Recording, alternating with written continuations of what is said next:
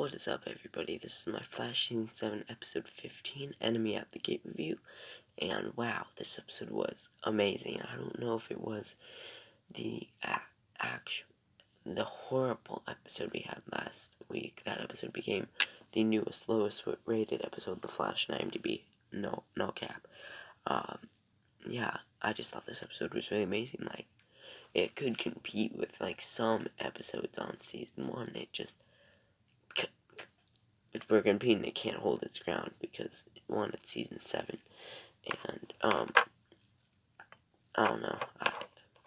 Yeah, this episode was just really good, but I'll stop rambling so we can just roll that intro.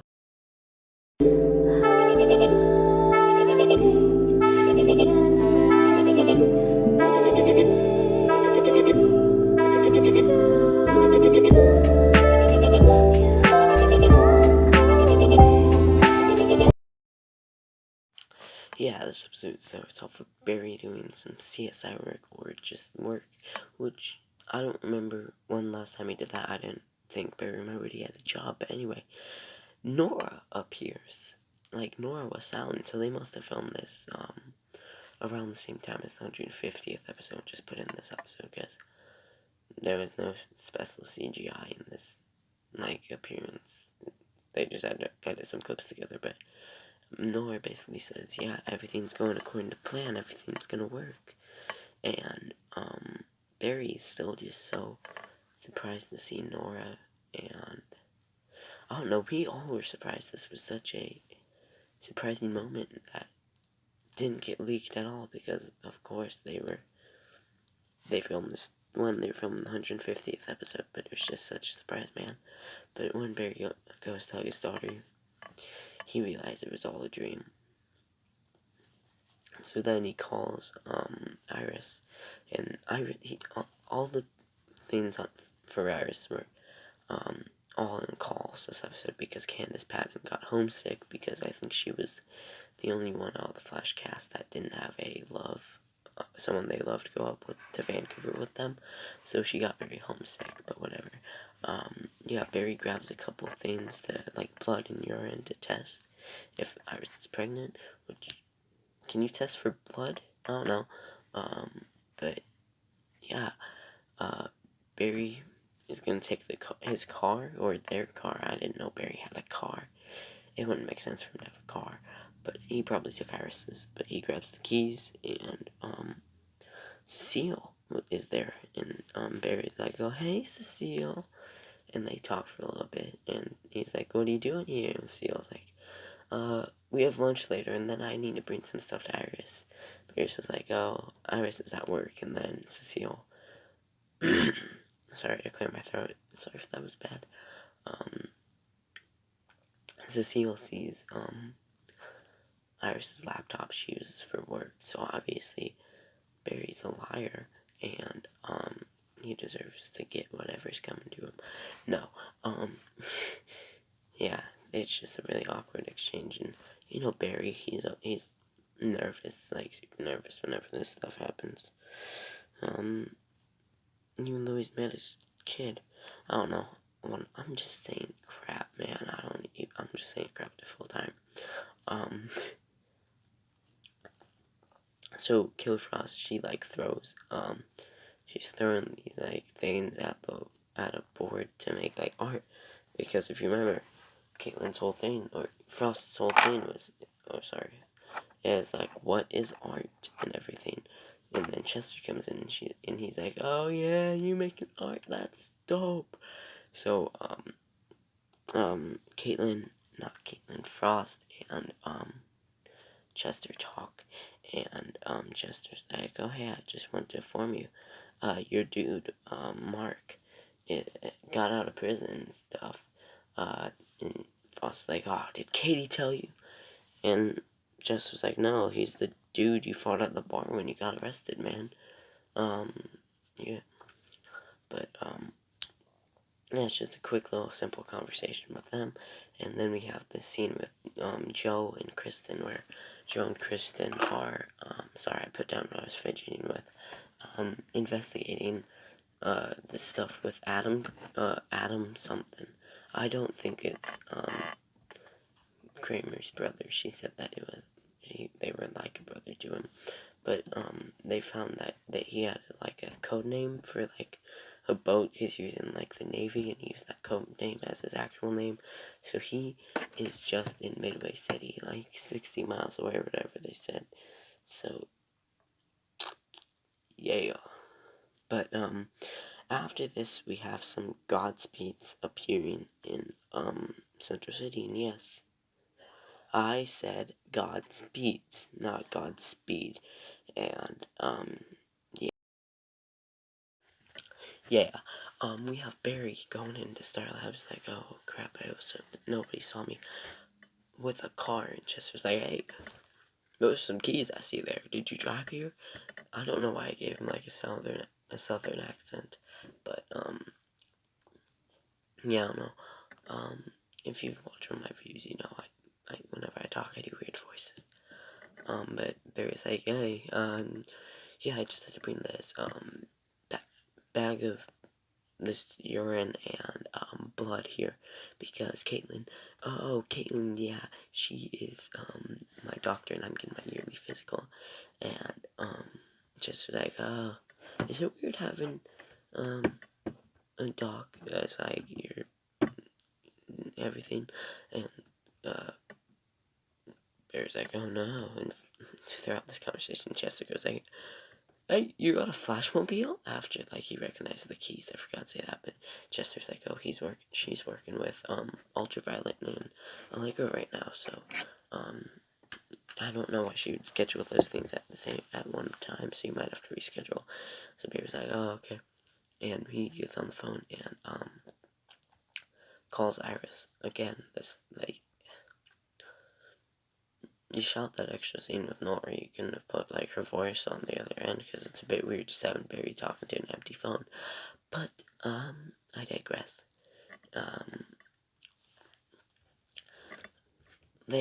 Caitlin, Allegra, Ultraviolet all talk here, and it's a little weird.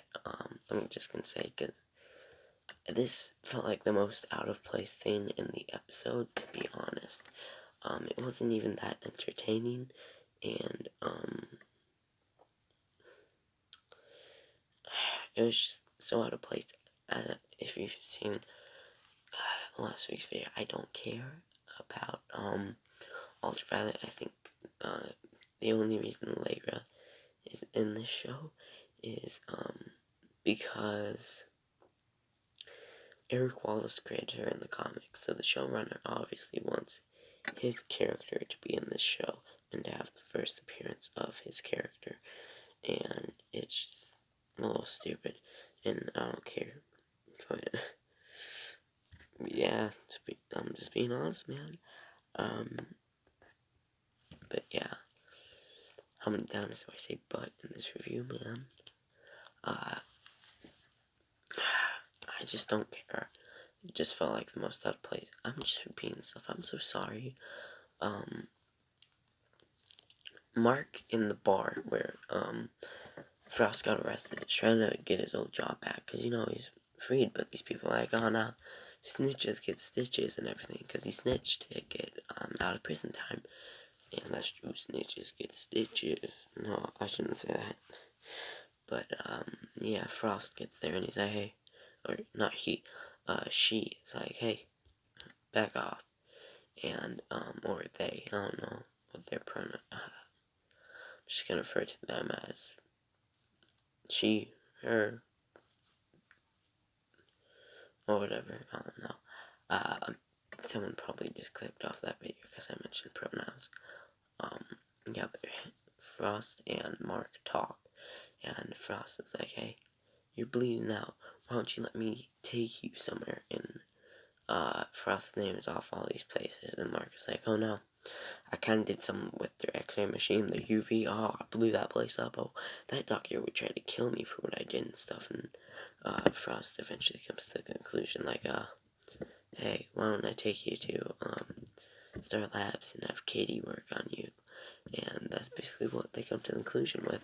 And now I have, what, 20 more seconds from what I can see to talk about this conversation. So yeah, dance break. Bum bum bum bum bum bum bum bum bum. No, I'm just kidding. Okay, we're almost there. Just wait here. Barry in his lab, he does some science, and yay, more Barry science for season 8, please. Preferably after the 5 crossover episodes where science is involved. Happy to have, but yeah, Cecile is just there, and she heard Barry talk, and Cecile eventually reads Barry's mind. It's like, are you and Iris having children? And Barry's like, oh, it's not confirmed. Don't like do anything, or tell the team or whatever. But yeah, that's basically what their whole talk is about.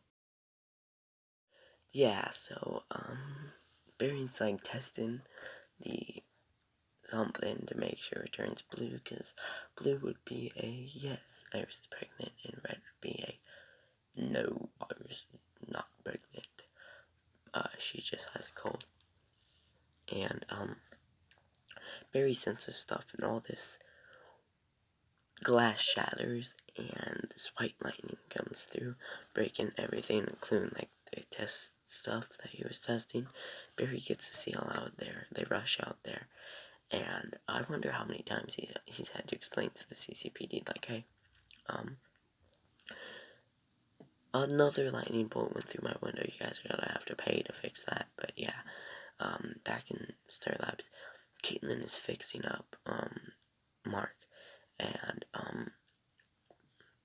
Mark is asking questions about Frost, not Caitlin, and like Caitlin's still a little salty and mad at Mark. I don't remember for what, so she like when she puts the bandage on, she like slaps it to make sure like it hurts Mark. But aren't a doctor never supposed to hurt their patient intentionally or whatever? I think it was intentional. Maybe she could just be like, oh, for extra stick to make sure it doesn't come off when you get hurt or whatever. And then Frost comes in, and when Frost comes in, you can obviously see what Mark is doing. He pulled his pants down a little, show more of his abs to like attract Frost is not having it. She tried. Whoa! I just got some in my throat. Sorry. But yeah, they talk eventually, and just we're gonna ASMR it, and I'm gonna drink some water. I hope that was nice, or I hope it wasn't. Yeah, but they talk, and eventually Frost agrees to let Mark stay if she just follows by Frost's rules and doesn't like do anything bad. And also Mark was like, hey, there's sonic booms there. That usually only happens when a Godspeed comes, and I counted 2 more, so that means what, 5 Godspeeds within the past year and a half, which let's see if this is May 2020. Yeah, that could be good. No, that doesn't work. More like a year, but he could be exaggerating. But Mark is like, hey, I can help, and Frost's like, nah, and closes the door.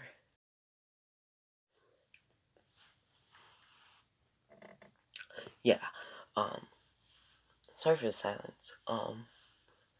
We have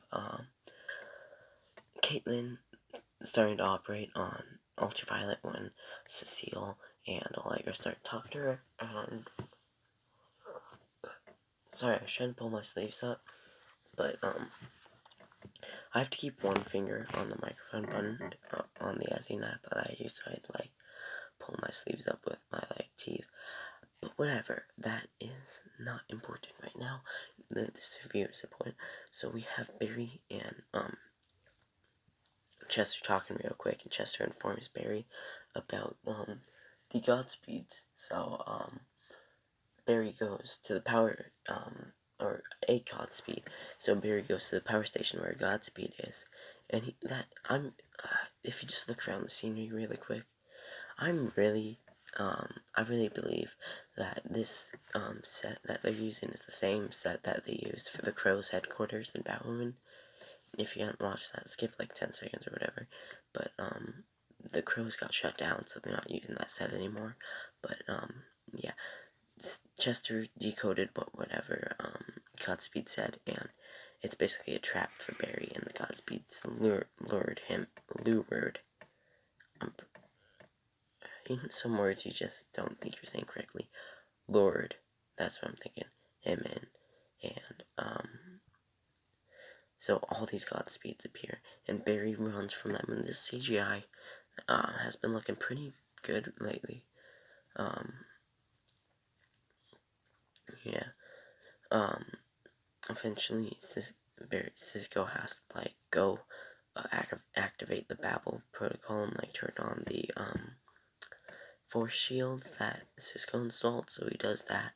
And we have this cool scene with Barry where he's running from all the Godspeeds as the shield closes, and Barry slides under the force shield, leaving all the Godspeeds on the other side. I'm getting a little bit ahead of myself, so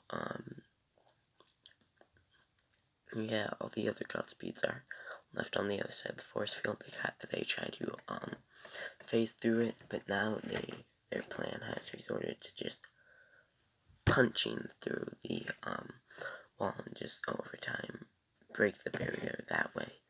And it's gonna work someday. But yeah.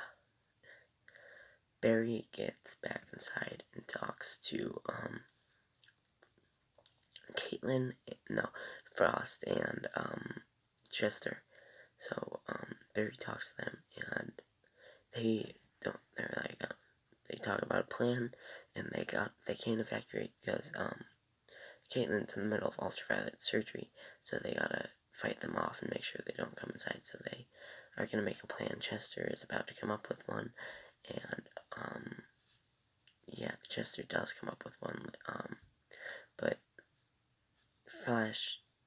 Barry tells Caitlyn that to stay with Mark in case they need each other, so off screen Frost goes to get the gloves or whatever, and Barry tells Chester to make a plan because Barry's gonna go get his phone and call Iris. Yeah, sorry. But he calls Iris and he mentions he's gonna keep you and the baby safe, which the Godspeed should know Barry's identity. So they could take Iris for hostage, but I don't know if that's a plot hole or just these Godspeeds aren't the smartest. But Chester hears the baby and he's like, oh, are you guys actually pregnant now? And Barry eventually brings up the topic of that his child will be a girl, because obviously Nora. And Chester obviously doesn't know about Nora because nobody told her. It was before his time, or maybe post-crisis, I don't know.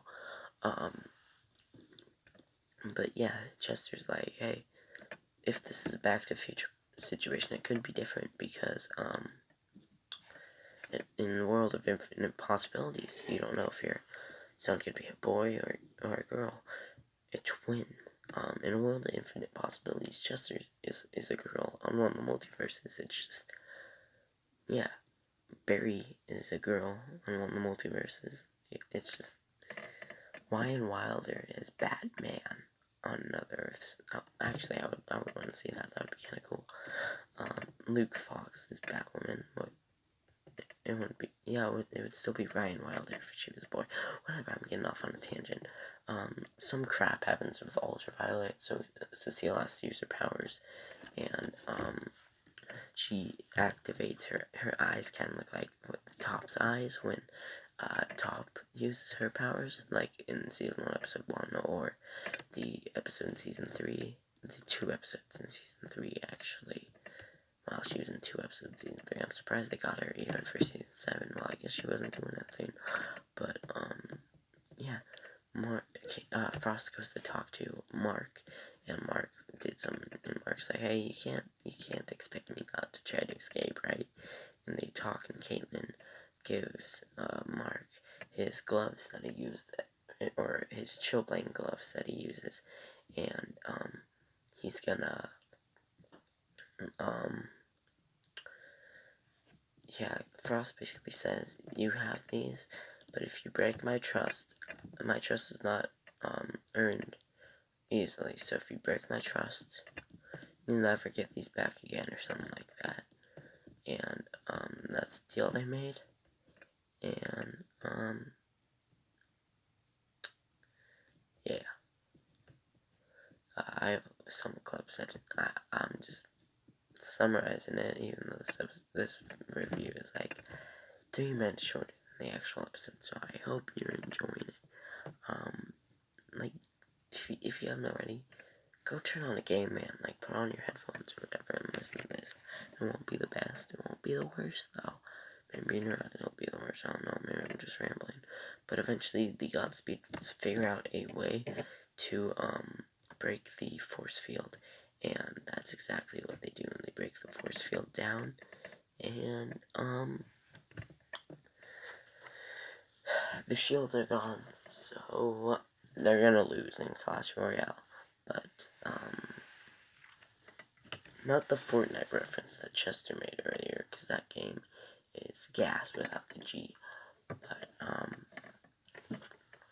yeah, Chester informs Barry, like, oh my god, the barriers have gone down, the Godspeed's gonna come in, and right as he said that, a Godspeed goes to the Cortex, and, Godspeeds go everywhere, not everywhere.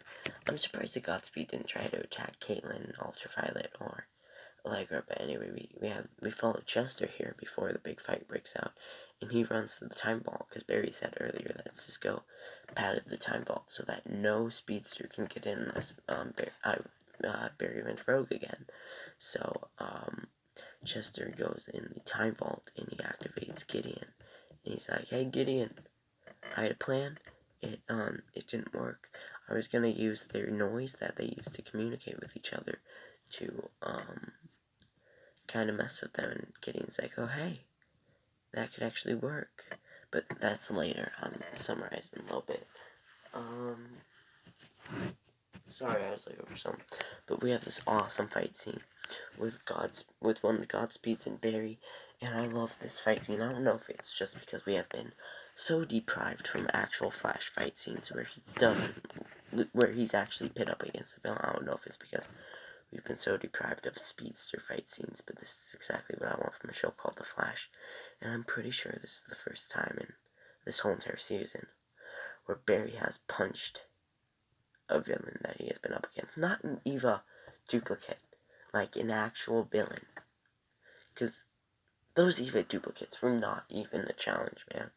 But, yeah. The Godspeed clones, go after Frost and Chillblain, and they fight back. But here's what I was talking about with Chester, where he's talking to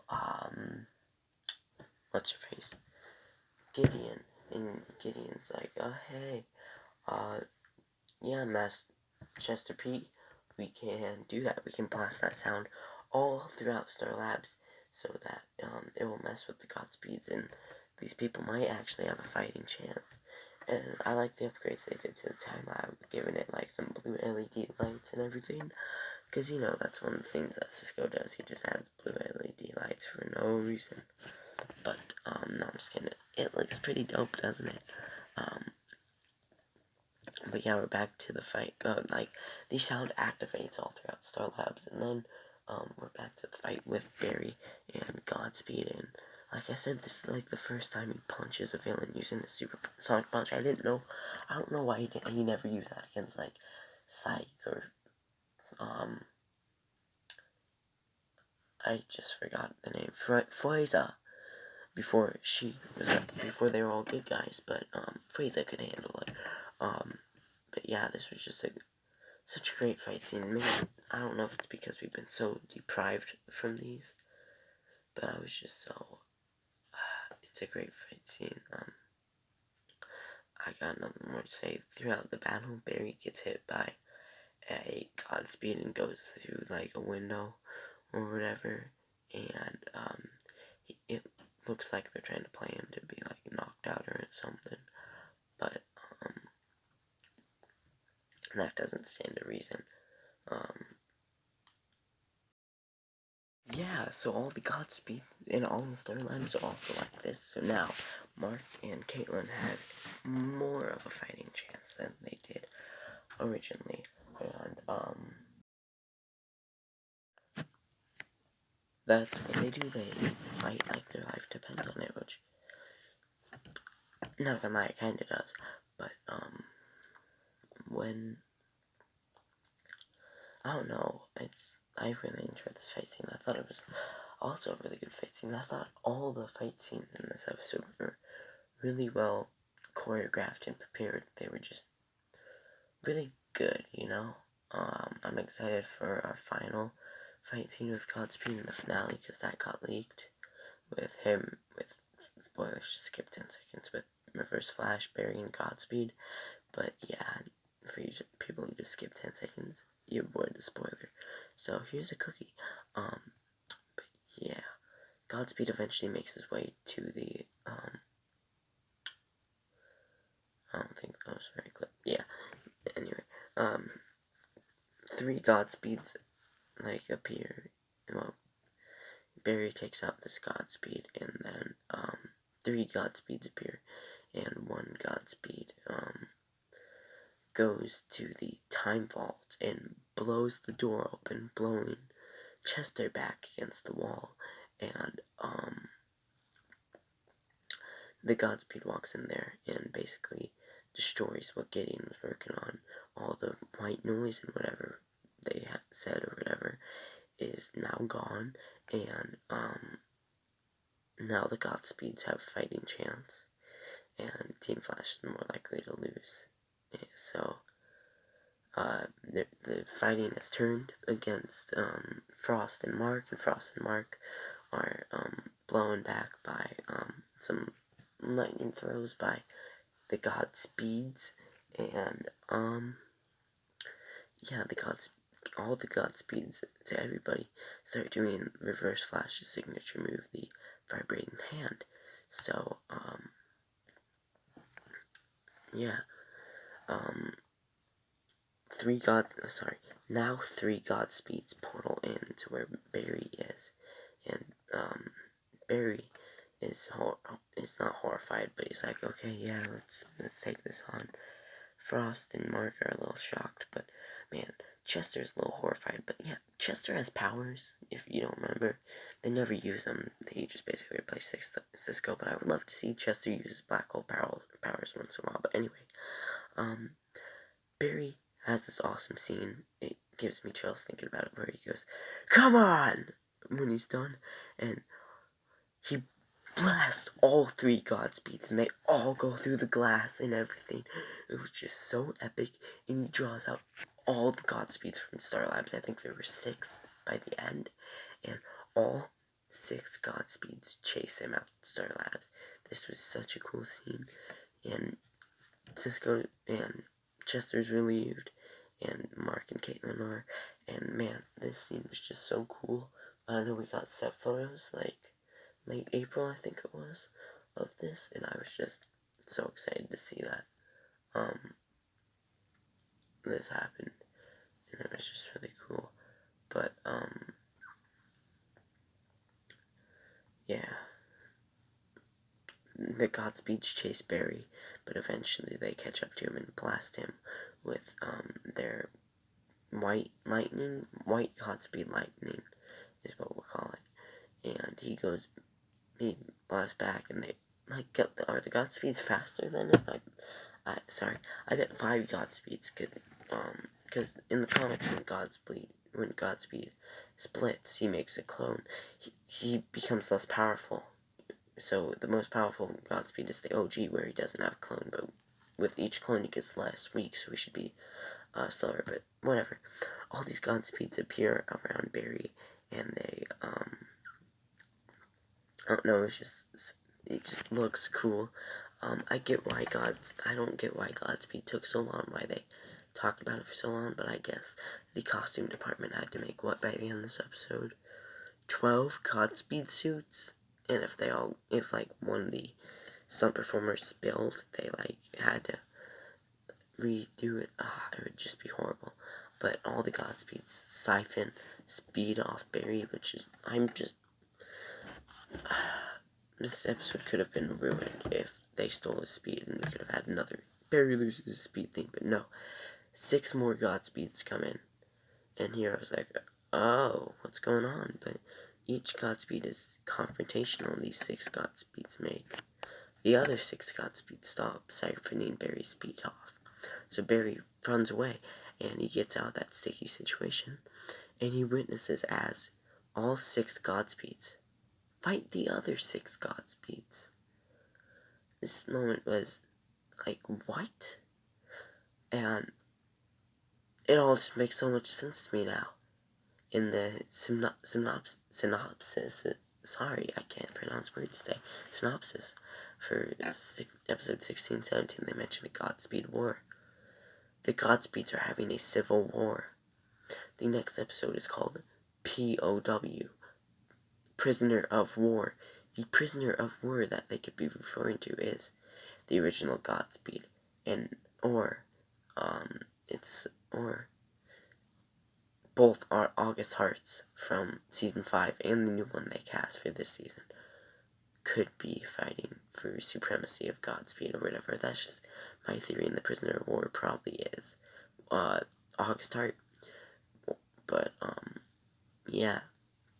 Sorry for my little rant there. I hope you enjoyed it. But all the Godspeeds go away, and then Team Flash talk, and Allegra's like, thank you, but you should just shut up and get out of the show. No offense to the actress and shit. I don't care about this character. I would rather shorten Team Flash, or just not have her as a part. If she can't have powers and not be in Team Flash or whatever, or she needs to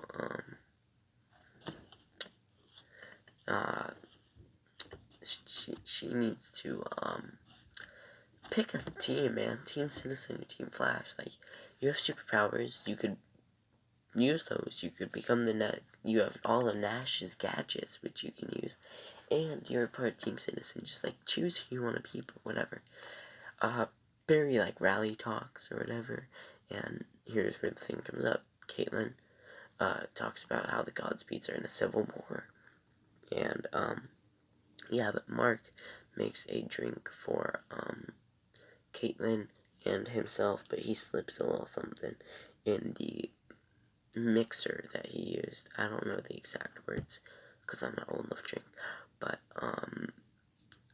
him and Frost talk as he does this, and I think it's right here. Yeah, he slips a little something in the drink. I don't know if it's something to make it explode as it does later, but if in this conversation, him and Mark talk, and Mark's like, hey, you gonna let me spend the night, and Frost is a little surprised by this. I'll be full hearted honest. I kind of expected a sexual relation scene to happen here, but like if the CWs are not, then much is gonna happen. Just like them start kissing, and then it was about to cut. But no, it went a totally different way, which good on them, honestly.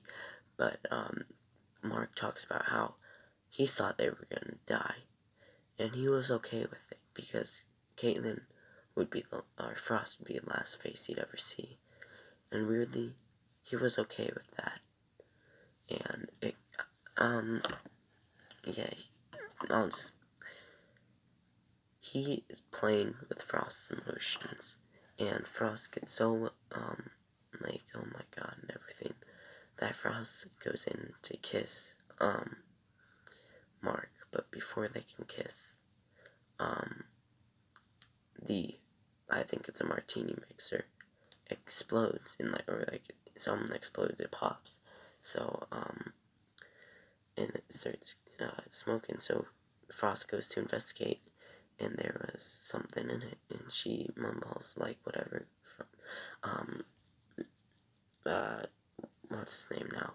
I want to say Mick, but it's not Mick. Mark did, and Mark is gone now, and Mark played with Frost's feelings just to get his ice gauntlets back, which